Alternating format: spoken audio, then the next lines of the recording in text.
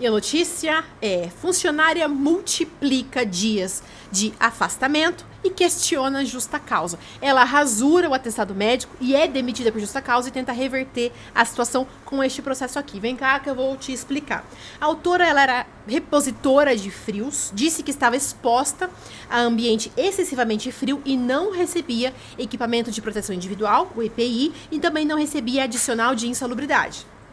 Disse que não recebia corretamente, guarda aqui a informação, disse que não recebia corretamente o seu vale transporte. E por conta disso, ela ficou sem ir trabalhar por 2 meses. Por conta própria, ela disse o seguinte: já que a empresa não me paga o vale transporte, eu não vou trabalhar. Ficou sem trabalhar por 2 meses. Disse ainda que estava grávida de 4 meses quando ela foi demitida sem justa causa.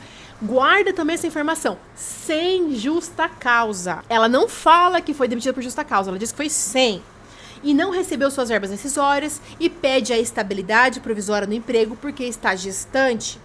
Mas o interessante é o seguinte: eu estava ali olhando o processo, ela junta no processo o termo de rescisão de contrato, que é aquele documento que quando o empregado é demitido, tem ali descrito todas as verbas que ela deve receber. E lá está escrito que ela foi demitida por justa causa. Ela explica por que está escrito justa causa? Não. A empresa, quando foi se defender, disse o seguinte: que os valores do vale transporte sempre foram pagos corretamente e junta as provas para provar isso aqui. Sobre o adicional de insalubridade, a empresa afirmou que sempre forneceu todos os EPIs, equipamento de proteção individual, necessários para acesso à câmara fria e à câmara de congelados. Destacou ainda que esses locais eram muito pequenininhos, eram cubículos utilizados apenas para entradas rápidas, sendo impossível que qualquer pessoa trabalhe por horas dentro deles, como alegado pela reclamante. A empresa alegou que a autora apresentou vários atestados médicos ao longo do contrato, inclusive informando que a sua gravidez era de risco. E aqui que a empresa fez? Colocou um outro colaborador para auxiliar ela. Então ela teria ficado, ainda assim, ela teria ficado 2 meses sem trabalhar, que ela disse que foi porque estava sem o vale transporte. Mas a empresa fala o seguinte: olha só, eu paguei o vale transporte, eu ainda soube da gravidez, de risco dela, porque ela me apresentou um atestado, coloquei um colaborador para auxiliar ela, para o trabalho dela não ficar tão pesado, e ainda assim ela não foi trabalhar por 2 meses. Agora que vem aqui a explicação do atestado médico, que foi por isso que ela foi demitida por justa causa. A empresa disse que a autora entregou um atestado médico de 10 dias e, desconfiada, entrou em contato com a Secretaria de Saúde e descobriu que, na verdade, o atestado era de 1 dia e a autora nitidamente havia rasurado o documento. O documento é digital, não foi por escrito.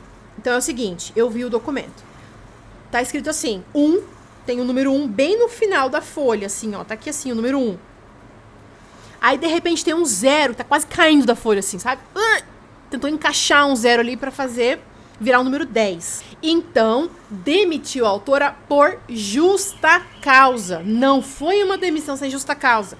Foi por justa causa.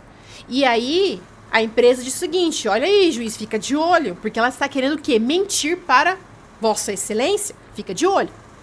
Agora vem a réplica. O que acontece? Nós temos a petição inicial, onde a parte autora diz tudo o que ela quer, faz os pedidos, a defesa contesta e traz novas provas, novas informações, que foi o caso, e aí a parte autora tem uma nova oportunidade para desmentir a defesa, para explicar os documentos que foram juntados pela empresa. Então, olha só, agora a autora vai explicar a tal da justa causa. É somente aqui que ela vem falar isso. Por quê? Porque a empresa disse que foi por justa causa.